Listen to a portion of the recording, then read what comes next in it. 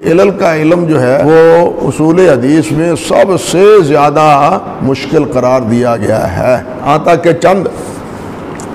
گنے چنے افراد ہیں ائمہ کرام رحمہم اللہ میں جنہیں علل کی کما حقوق معرفت حاصل تھی، جس طرح کہ امام علی بن مدینی ہیں، امام احمد ہیں، ابو زرع ہیں، ابو حاتم ہیں، امام بخاری ہیں،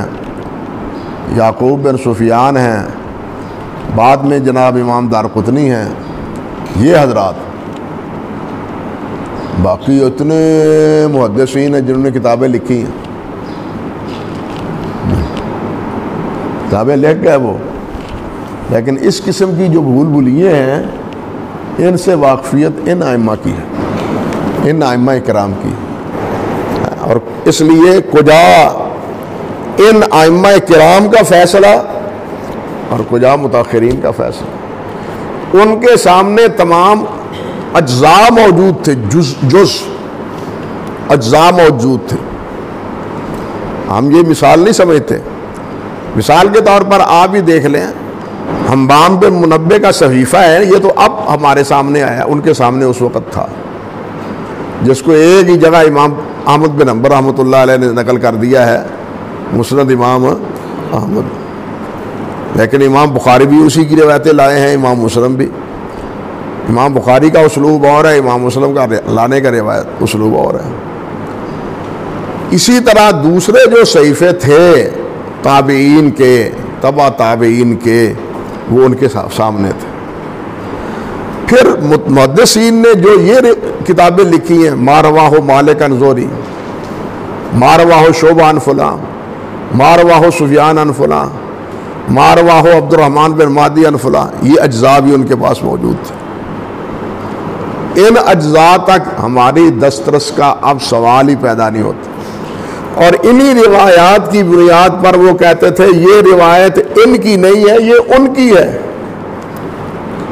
سمجھ گئے بات یا نہیں؟ ہم دیکھتے ہیں راویوں کے اختلاف کی وجہ سے کہ اتنے راویوں نے یوں بیان کیا، ایک راوی نے یوں بیان کیا، ہم کتابوں میں وہ دیکھتے ہیں،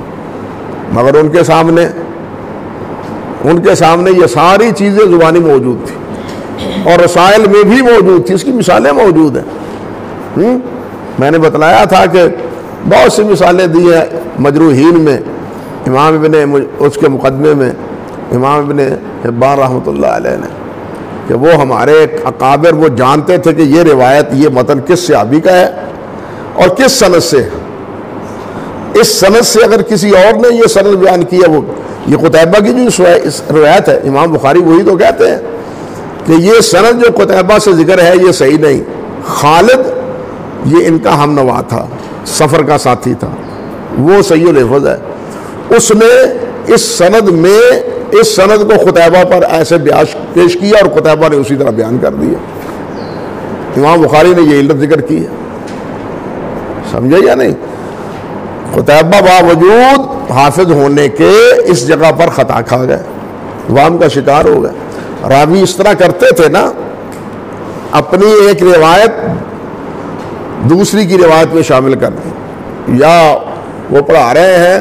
تو انہی کے واسطے سے ایک روایت کاغذ پر لکھ کے آپ کو دو، ان کو دے دی بھی آپ کی یہ بھی روایت ہے، تو انہوں نے سمجھا ہاں میں بھول گیا ہوں، یہ بھی روایت میری، تو انہوں نے بیان کر دیا، حالانکہ وہ روایت ان کی ہوتی نہیں۔ اب یہ چیزیں جو معلوم کرنے والے تھے وہ تو وہی تھے۔ راویوں پر جس طرح اب دیکھیے نا، اب ہم حکم لگانے کا مجاز رکھتے ہیں، یہ ضعیف ہے، یہ منکر حدیث ہے، یہ لیسا بے باس ہے، یہ صدوق ہے، اب ہم حکم رکھتے ہیں۔ ہم ان کے اقوال کے تناظر میں کوئی فیصلہ تو کر سکتے ہیں خود اپنے آپ کو مطمئن کرنے کے لیے، جس طرح کہ الکاشف میں حافظ ذہبی نے کیا اور تقریب میں حافظ ابن حجر نے کیا، سمجھے نا؟ خود فیصلہ تو کر سکتے ہیں، لیکن ہم بھی اتنی پوزیشن میں نہیں ہیں جتنا وہ ہے، جس طرح حافظ ذہبی ہیں رحمۃ اللہ علیہ یا حافظ ابن حجر ہیں رحمہ اللہ، لیکن اس کے باوجود حافظ ابن حجر سے کتنی جگہ ہے جہاں خطا ہوئی ہے۔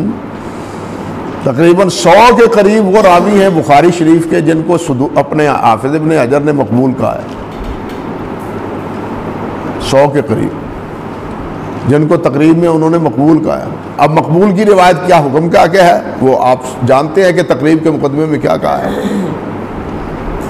سمجھے یا نہیں؟ تو یہ چیزیں گویا جب ان کے نے فیصلہ کیا ہے تو ان کا جو فیصلہ ہے اس کو بھی ہم کسی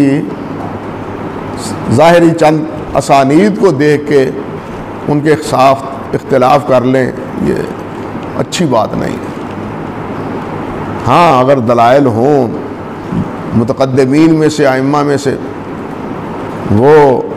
کسی ایک کی رائے ہو تو پھر تو سہارا مل جاتا ہے۔ بعد میں آنے والے جس طرح ابن قطان ہیں،